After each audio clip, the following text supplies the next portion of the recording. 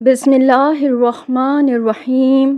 السلام علیکم ورحمۃ اللہ وبرکاتہ۔ آج کی اس ویڈیو میں ہم بات کریں گے قرآن پاک کی آخری سورۃ الناس کے بارے میں۔ یہ سورت مختصر ضرور ہے لیکن اس کے روحانی اثرات اور پیغام نہایت گہرے اور مؤثر ہیں۔ اگر آپ شیطان کے وسوسوں، نظر بد یا اندرونی بے سکونی کا شکار ہیں تو یہ ویڈیو آپ کے لیے ہے۔ آخر تک ضرور دیکھیں تاکہ آپ سورہ ناس کی طاقت اور اہمیت کو مکمل طور پر سمجھ سکیں۔ آج کی اس ویڈیو میں ہم جانیں گے سورۃ الناس کا تعارف، اس کی فضیلت اور اہمیت، اس کے وظائف اور ترجمہ، اور مولانا مودودی کی تفسیر اور ایک سچا اسلامی واقعہ۔ سب سے پہلے سورہ ناس کا تعارف۔ سورہ ناس قرآن کی 114 اور آخری سورت ہے۔ یہ ایک مکی سورت ہے اور اس میں 6 آیات ہیں۔ اللہ تعالیٰ نے اس سورت میں 3 مرتبہ اپنی ذات کو مختلف صفات کے ساتھ ذکر کیا۔ پہلی رب الناس، لوگوں کا رب، دوسری ملک الناس، لوگوں کا بادشاہ، تیسری الہ الناس، لوگوں کا معبود۔ یہ سورت دراصل ایک دعا ہے جس میں ہم اللہ تعالیٰ سے پناہ مانگتے ہیں شیطان کے ان خفیہ وسوسوں سے جو دلوں میں داخل ہو کر ہمیں گمراہی کی طرف لے جاتے ہیں۔ سورہ ناس کا ترجمہ جانتے ہیں۔ کہہ دیجئے میں پناہ مانگتا ہوں لوگوں کے رب کی، لوگوں کے بادشاہ کی، لوگوں کے معبود کی، وسوسہ ڈالنے والے، پسپا ہونے والے شیطان کے شر سے جو لوگوں کے دلوں میں وسوسے ڈالتا ہے، خواہ وہ جنات میں سے ہو یا انسانوں میں سے۔ آئیے اب جان لیتے ہیں سورہ ناس کے وظائف۔ ناظرین کرام، ہم اس ویڈیو میں سورہ ناس کے وہ وظائف اور اعمال بھی ذکر کر رہے ہیں جو مشائخ اور بزرگان دین کے تجربات سے ثابت شدہ ہیں۔ یہ وظائف قرآن و سنت کے مخالف نہیں بلکہ انہی کی روشنی میں کیے گئے روحانی اعمال ہیں جنہیں بزرگوں نے اپنی زندگی میں آزمایا اور ان سے فائدہ ہوا۔ البتہ یاد رہے، ان وظائف کا درجہ وحی یا شریعت کے حکم جیسا نہیں ہوتا بلکہ یہ مجربات کہلاتے ہیں، یعنی آزمودہ اور فائدہ مند۔ ہم ان کا ذکر عقیدت و احترام سے اس لیے کرتے ہیں تاکہ ہم نبی صلی اللہ علیہ وآلہ وسلم کی سنت، صحابہ رضی اللہ تعالیٰ عنہ کے طریقے اور اولیاء کے تجربات میں فرق بھی سمجھیں اور سب کا ادب بھی باقی رہے۔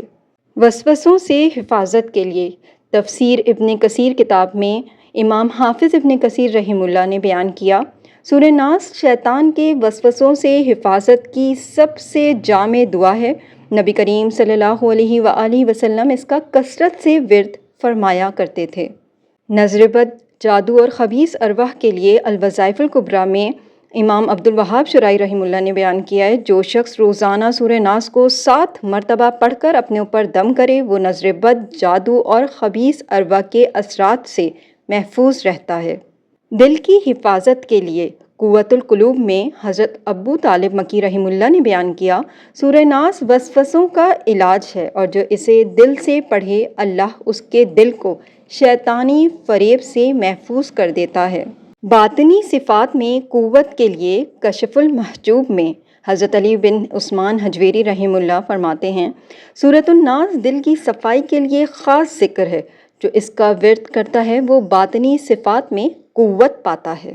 شیطانی خیالات سے حفاظت کے لیے احیاء علوم الدین میں امام غزالی رحمہ اللہ نے فرمایا، جو سونے سے پہلے سورہ ناس کو 11 بار پڑھے وہ خواب میں شیطان، جنات اور خوفناک خیالات سے محفوظ رہتا ہے۔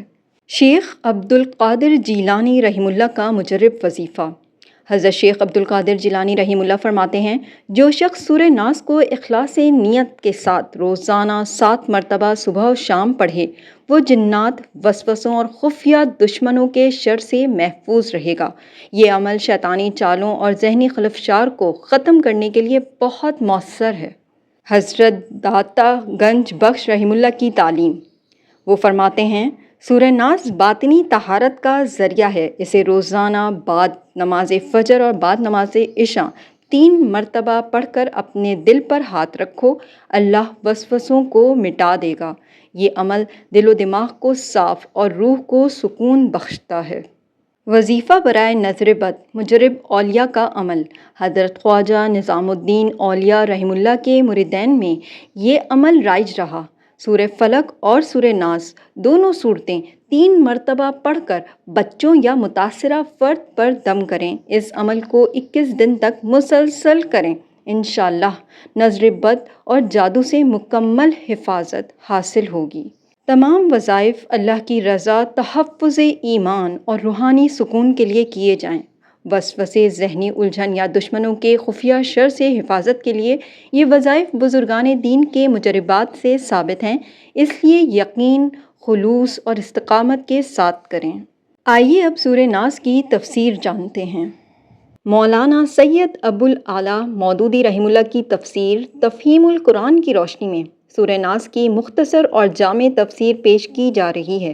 مولانا مودودی رحمہ اللہ نے سورہ ناس کی تفسیر میں فرمایا ہے کہ یہ سورہ اللہ تعالیٰ کی 3 صفات رب، مالک اور الہ کو بیان کرتے ہوئے انسان کو شیطان کے وسوسوں سے بچنے کے لیے صرف اور صرف اللہ کی پناہ مانگنے کی تعلیم دیتی ہے۔ رب الناس یعنی انسانوں کی پرورش کرنے والا، ملک الناس یعنی ان کا اصل بادشاہ، اور الہ الناس یعنی ان کا سچا معبود۔ یہ تینوں صفات اس بات کی وضاحت کرتی ہیں کہ انسان کا حقیقی محافظ، حکمران اور عبادت کے لائق صرف اللہ ہے۔ سورہ کے آخری حصے میں شیطان کے اس خفیہ حملے کی نشاندہی کی گئی ہے جو انسان کے دل و دماغ میں وسوسے کے ذریعے ہوتا ہے۔ یہ شیطان کبھی سامنے نہیں آتا بلکہ دل میں چھپ کر وسوسے ڈالتا ہے، اور جب انسان اللہ کا ذکر کرتا ہے تو پیچھے ہٹ جاتا ہے۔ یہ وسوسے ڈالنے والا صرف جنوں میں سے نہیں بلکہ بعض اوقات انسان بھی ایسے شیطانی کردار ادا کرتے ہیں، لہٰذا انسان کو ہر لمحے اللہ کی پناہ میں رہنا چاہیے تاکہ وہ ان پوشیدہ اور دھوکہ دینے والے حملوں سے محفوظ رہے۔ آئیے اب جان لیتے ہیں سورہ ناس کی فضیلت اور اس کی اہمیت۔ رسول اللہ صلی اللہ علیہ وآلہ وسلم سونے سے پہلے سورہ فلق اور سورہ ناس پڑھا کرتے تھے۔ بچوں پر نظر بد سے بچاؤ کے لیے یہ سورت بہت مؤثر ہے۔ دل کی بے سکونی، بے چینی اور وسوسوں سے نجات کے لیے بار بار پڑھنے کی تلقین کی گئی ہے۔ حدیث میں ہے، حضرت عائشہ رضی اللہ تعالیٰ عنہا فرماتی ہیں، نبی صلی اللہ علیہ وآلہ وسلم سونے سے پہلے اپنے ہاتھوں پر دم کر کے سورہ اخلاص، سورہ فلق اور سورہ ناس پڑھ کر اپنے پورے جسم پر پھیرتے تھے۔